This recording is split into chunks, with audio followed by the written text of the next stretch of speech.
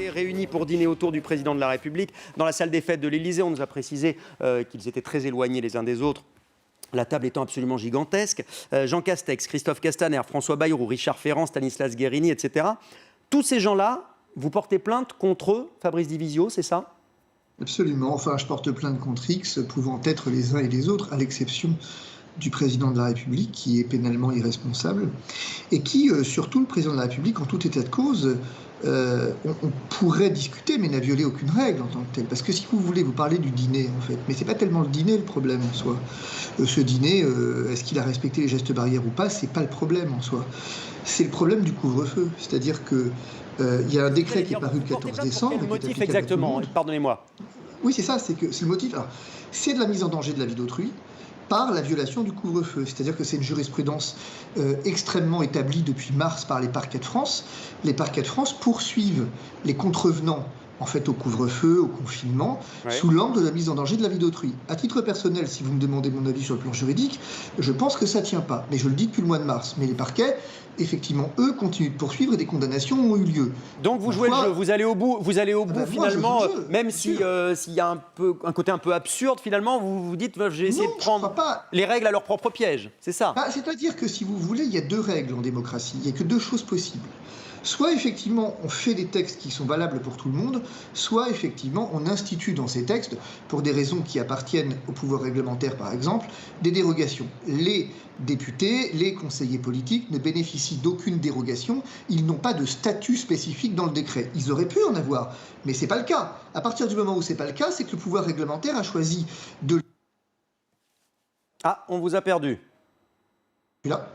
Désolé, on vous avait perdu sur la fin de votre phrase. Je vais laisser Prisca Thévenot, porte-parole de La République En Marche, vous répondre et vous pourrez dialoguer. Vous pouvez vous adresser à Fabrice Divisio. Est-ce que, selon vous, il y a une mise en danger de la vie d'autrui, un non-respect du couvre-feu avec ce fameux dîner de mercredi dernier ?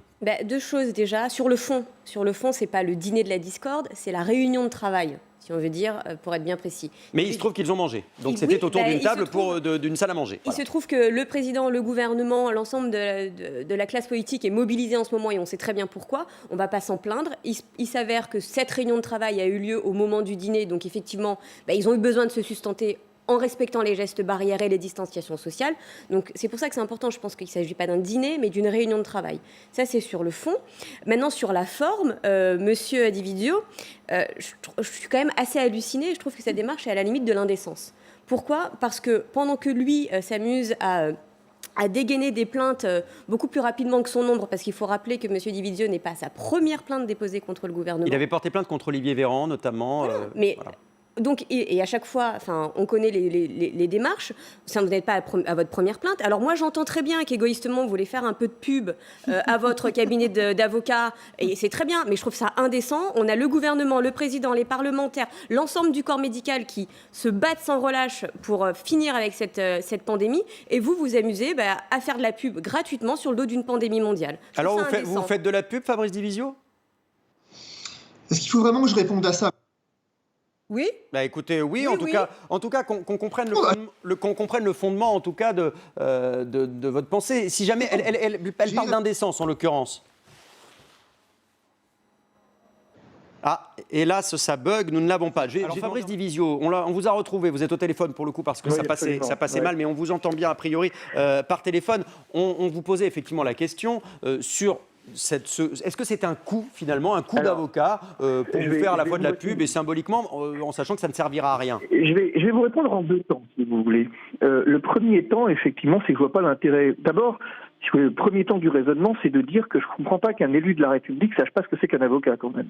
C'est-à-dire que l'avocat, il agit pas en son nom. Ce qu'est en train de suggérer madame, c'est qu'au fond, effectivement, mon cabinet agit dans un but qui serait se faire de la pub tout seul.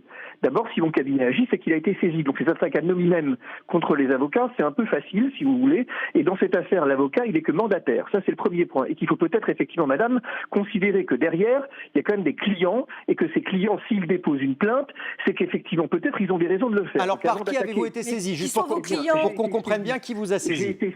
J'ai été saisi par l'association, effectivement, le collectif L'Étendue, qui est une association de restaurateurs et de commerçants, qui ne D'accord. comprend pas, effectivement, cette inégalité de traitement.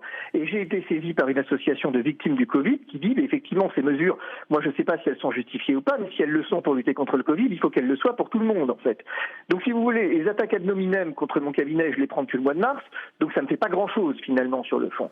Mais vous devriez peut-être, madame, effectivement, vous intéresser à la raison qui pousse à un moment donné des justiciables à se tourner vers la justice pour effectivement exiger d'être couverts de leurs droits. Et je trouve ça amusant que vous veniez évoquer les plaintes dont ce serait à l'origine, qui aujourd'hui ont quand même fait l'objet d'une instruction par la commission de l'instruction et des perquisitions chez les ministres. Ça doit quand même effectivement à un moment donné vous interpeller.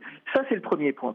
Mais il y a un deuxième point au côté duquel tout le monde passe, si vous voulez, qu'il faut pas, sur lequel il ne faut pas sauter à pieds joints. Madame, vous dites effectivement, et mon confrère l'a très justement dit, que effectivement il y a un texte, il y a effectivement un dîner qui est probablement lié à la fonction présidentielle, je ne sais pas, en tout cas qui est lié sous l'égide du président de la République, et qui est une réunion de travail. Sur ce point, vous avez raison, madame. C'est-à-dire que c'est probablement une réunion de travail. Maintenant, est-ce que c'est une réunion professionnelle? Je me permets de vous rappeler que ici, effectivement, c'est les députés de la majorité qui ont été convoqués, et les députés de la majorité, c'est un parti politique. Un parti politique, c'est une association loi 1901. Donc c'est en qualité de membres du parti qu'ils ont été conviés, et en qualité de membres du parti, ça n'est pas effectivement leur profession. En tout cas, c'est ce que le parti... Donc en tout cas, c'est ce que vous allez plaider si jamais on vous rétorque que c'était une réunion professionnelle. Selon vous, ça ne tient pas. Voilà. On verra ce que...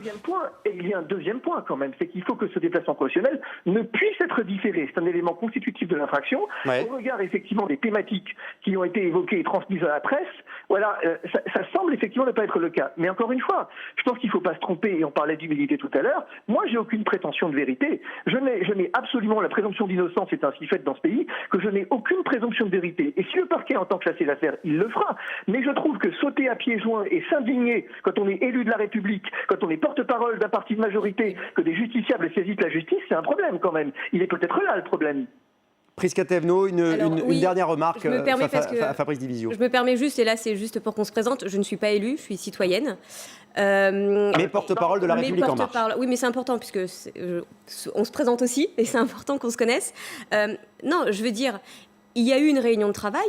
Il y a des sujets politiques, on parle quand même du président de la République. Donc le président de la République fait de la politique.